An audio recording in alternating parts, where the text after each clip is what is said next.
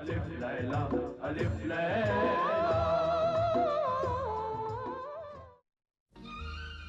बेटी, मैंने मुखबिर जिन से बात की।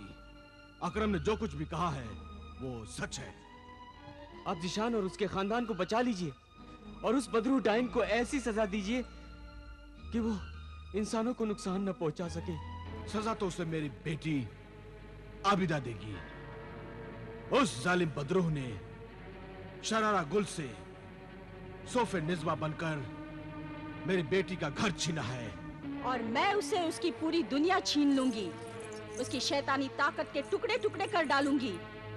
मुझसे मेरा होने वाला शौहर छीनकर उसने जो गुनाह किया है, उस गुनाह की सजा सिर्फ मैं उसे दे सकती हूँ।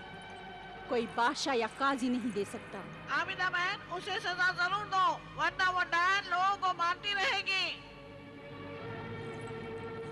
और तुम जिशान को समझा दो, उसे बचा लो।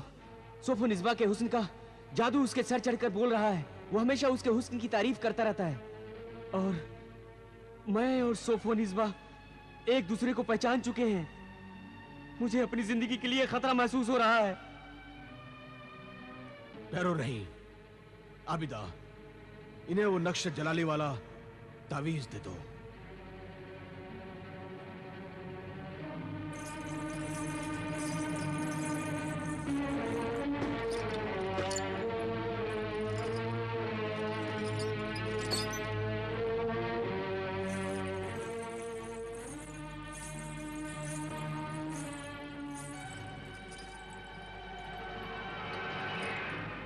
लीजिए अकरम भाई, इसकी हिफाजत करना। ये तुम्हारी हिफाजत करेगा। ठीक है, मैं इसकी हिफाजत करूंगा। मैं सोचता हूं कि मासूमा को अपने घर बुलाकर उसे ये बता दूं कि तुम्हारी भाभी जान कोई इंसान नहीं बल्कि एक बदरू डाइन है। हाँ, बता देना। सलाम सलाम सलाम।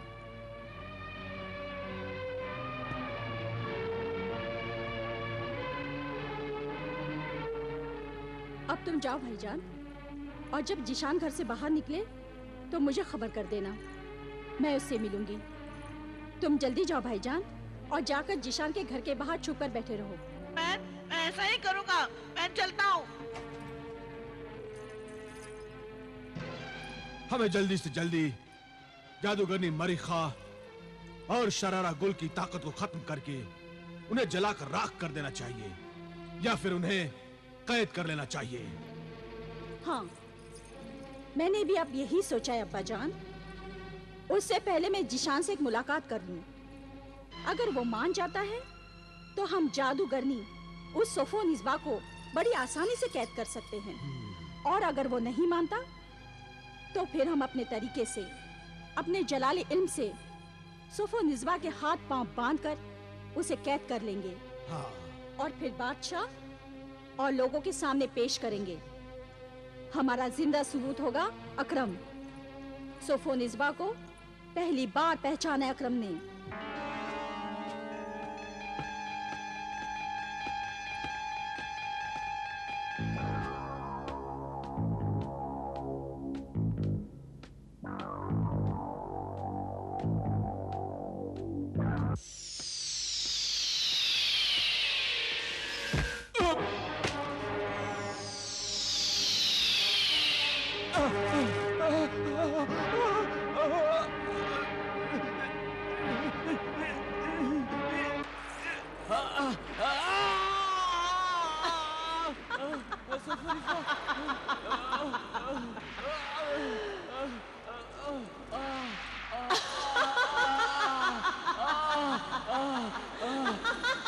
छोड़ दे मेरा हाथ सोफो निज़्वा, छोड़ दे मेरा हाथ। जब मौत हाथ पकड़ लेती है तो छोड़ती नहीं, अपने साथ ले जाती है।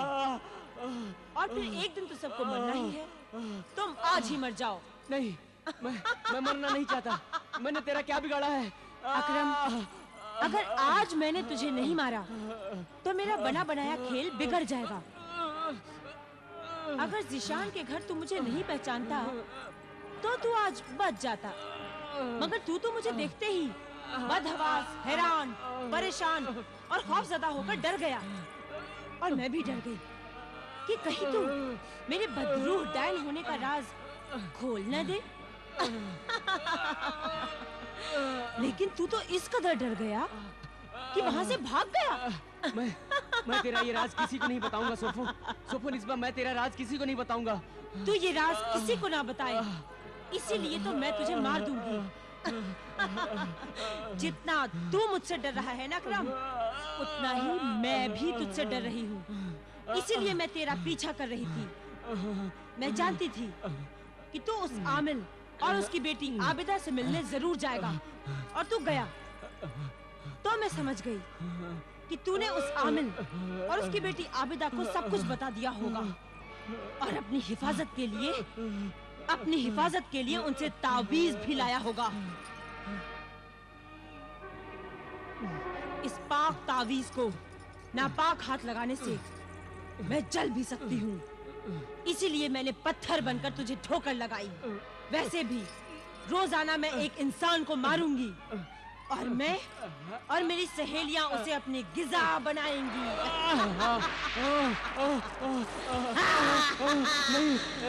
नहीं, मेरी शादी होने वाली है मासूमा से। मासूमा जीशान की बहन है। मैं मरना नहीं चाहता। मरना तो जीशान भी नहीं चाहेगा, मगर जब उसे मालूम होगा कि मैं क्या हूँ, तो मैं उसे भी मार डालूंगी।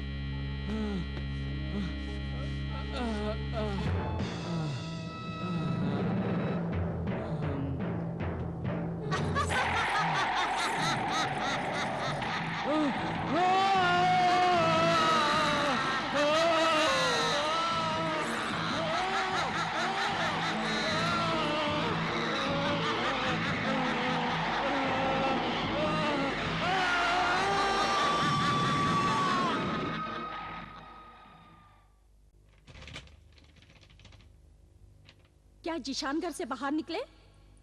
हाँ मैं नबीना, जल्दी चलो। अब तक तो वो चौराहे तक नहीं पहुँचे होंगे। मैं साथ साथ उठता हुआ तुम्हारे साथ चलता हूँ।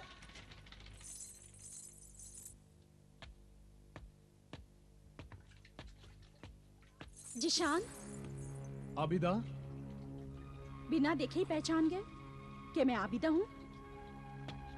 तुम्हारी आवाज तो मैं मरने के बाद भी पहचान लूंगा। मरने की नहीं, जीने की बातें करो। आज मैं तुमसे बहुत जरूरी बातें करने आई हूँ।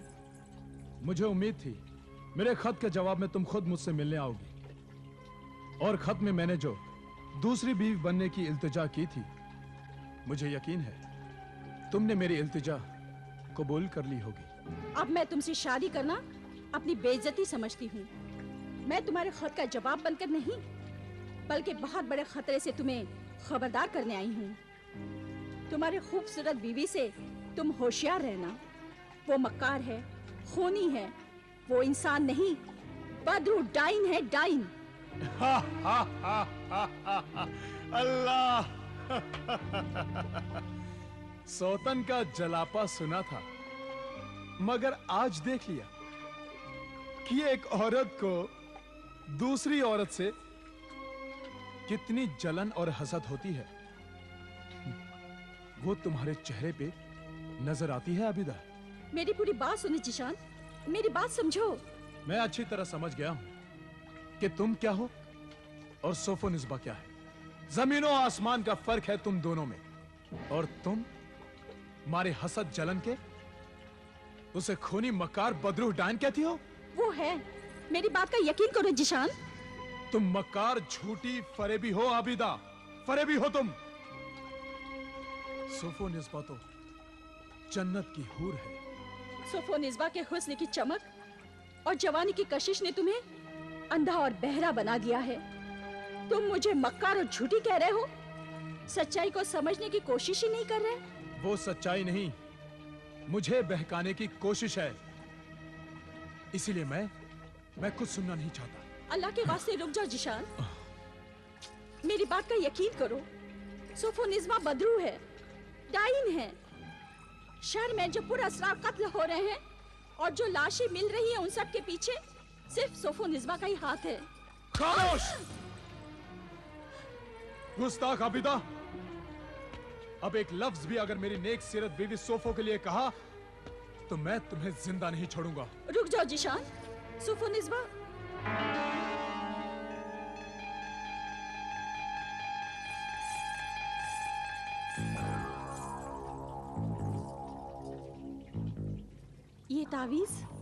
ये तावीज यहाँ कैसे? ये तावीज तो अकरम को दिया था।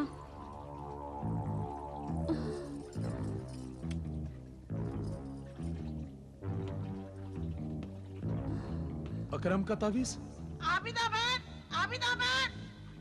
क्या बात है भाईजान? अकरम भाईजान का खून हो गया है। हाय अल्लाह! क्या? उनकी लाश सड़क के पास पड़ी है। अकरम का खून? चलो बताता हूँ। हाय अल्लाह! अकरम! मेरे यार, तुझे क्या हुआ अकरम? उठ, कुछ तो बोल अकरम, कुछ तो बोल मेरे यार, कुछ तो बोल। अकरम, तुझे उसी ने मारा है।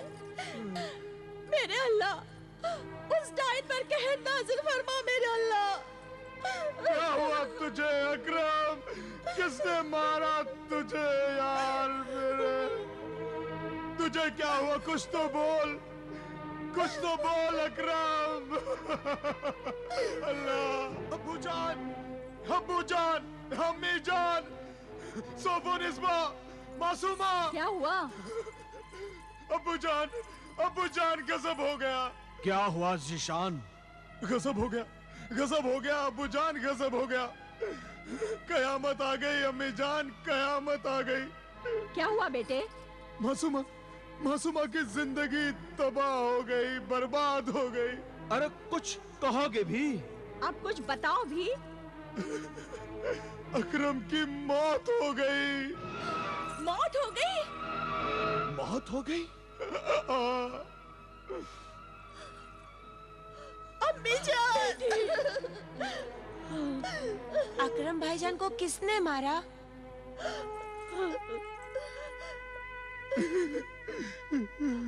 कैसे मौत हुई? क्या हुआ था? ये मैं क्या सुन रही हूँ? अकरम भाई की मौत हुई? कैसे मौत हुई उनकी? किसने मारा उन्हें? कुछ पता नहीं सोफो, कुछ पता नहीं। जरूर इसमें कोई राज है।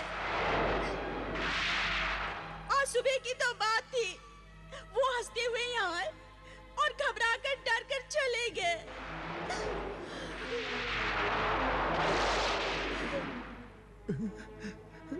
उनकी लाश कहाँ मिली? उनकी लाश बाग में मिली अब्बू जान। हाँ, उनकी आंखें खुली हुई थी। उन आंखों में खौफ था, दहशत थी।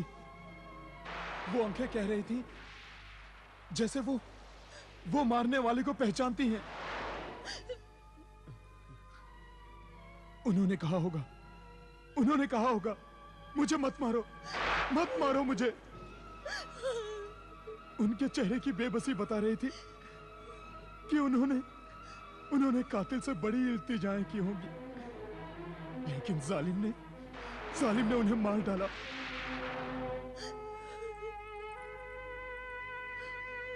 अब्बू जान, अकरम के चेहरे से खून बह रहा था। उसके चेहरे पर पंजों के निशान थे अम्मी जान, पंजों के निशान। शायद किसी जानवर ने हमला किया होगा। हाँ अब्बू जान, ये काम किसी इंसान का नहीं हो सकता। ये काम जरूर किसी जानवर का है, किसी जानवर का। कोई चुड़ैल डायन भी तो हो सकती है। इंसान की शक्ल में रह रही होगी और मौका पाकर ही जानवर की तरह खून पी जाती होगी। क्यों भाभी जान, ऐसा हो सकता है ना? मैं इस बारे में मैं कुछ नहीं जानती। हमें जल्द अकरम के घर जनाजे में शरीक होने के लिए जाना चाहिए। हाँ सोफोनिस्बा, तुम भी तैयार हो जाओ।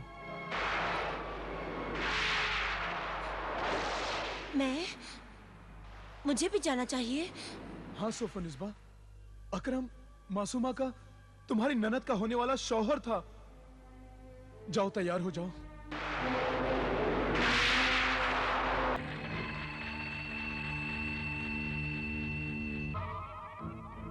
ए बदरूह शरारा गुल सोफोनिस्बा, अकरम के घर ना जाना, वहां ना जाना।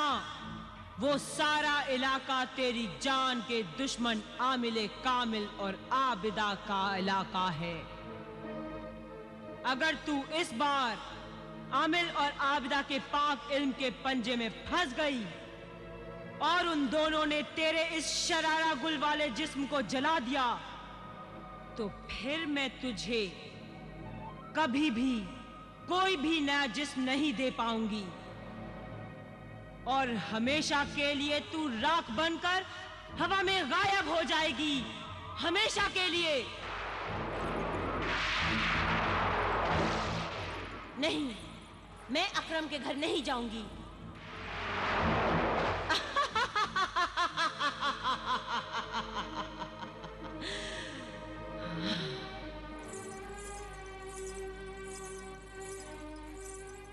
ये लो, ये पहन लो। मैं नहीं पहनूंगी। ऐसा भड़कीला लिबास पहनकर किसी के घर मैयत मातम में जाना गम के जज्बात, शराफत और तहजीब के खिलाफ है बहू बेगम। ये लिबास उतारकर ये पहन लो और चलो। मगर मैं वहां जाना ही नहीं चाहती। क्यों नहीं जाना चाहती? मेरी तबीयत ठीक नहीं है। रात रात भर घर से बाहर रहकर घूमती हो, तब तो तुम्हारी तबीयत खराब नहीं होती। क्या कह रही हैं अम्मी जान आप? सच कह रही हूँ बेटे, आज तक बताया नहीं तुझे। कई मर्तबा देखा है मैंने बहू बेगम को, आधी रात को जाती है और फिर सुबह सुबह आती है। नहीं, झूठ है ये तहमत लगा रही है मुझ पर। ऐसी बातें आपको ज़ेब नहीं देती अम्मी जान। बस बीबी के मगरमच्छ के आंसू देखकर फौरन माँ से सख्त लहजे में बात करने लगा। ये क्या हो रहा है? अरे ये वक्त झगड़ने का नहीं है। अकरम की मौत का गम, अकरम की मौत का गम हमें संभलने नहीं दे रहा है। हमारी बच्ची मासूमा की तो जिंदगी ही उजड़ गई। अकरम के माँ बाप पर गमों का पहाड़ टूट पड़ा है। ऐसे हालात में हमें जल्दी से जल्दी अकरम का जनाजा उठने से पहले अकरम के घर पहुंचना चाहिए। चलो चलो बहू बेगम। नहीं, मैं नहीं जाऊंगी। नहीं नहीं, चलो सोफोनिस्बा। रिश्तेदारी का मामला है, बिरादरी के लोग उंगलियां उठाएंगे कि इतनी मतलबी है कि जवान बेटे अकरम की मौत पर पहले से घर आकर दिलासा तसल्ली नहीं दी, गले लगकर आंसू नहीं बहाए, क्योंकि अकरम अब जिंदा नहीं रहा, इसलिए कोई मतलब नहीं रहा।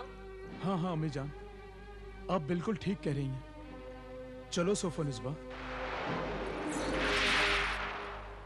अच्छा, चलती हूँ।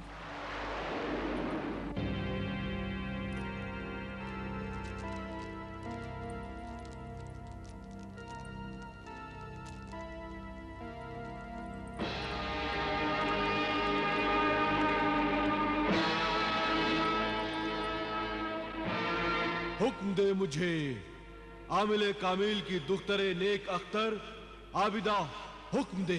ए मुखबिर मददगार जिन, वो बदूर डाइन जो कि कोहिस्तान किले की जादूगरनी शहजादी शरारा गुल के जिस्म में अब मौजूद है, वो सोफोनिस्बा बनी हुई है, हमारे इलाके में आ रही है। जिशान के खानदान के साथ साथ अकरम मरहूम के घर जा रही है। मैं उसे देखते ही पढ़कर फूकूंगी, उसे बेचैनी होगी, और अगर वो गायब होकर भागती है तो तुम उसे पकड़कर मेरे हवाले कर दो। जो हुक्म दुख्तरे नेक अख्तर आबिदा।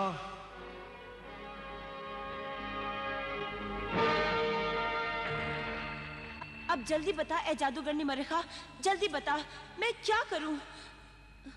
सब घर वाले दरवाजे के बाहर खड़े होकर मेरा इंतजार कर रहे हैं। मैंने कपड़े बदलने के बहाने अंदर से दरवाजा बंद कर रखा है। मुझे उनके साथ अकरम के घर जाना ही पड़ेगा।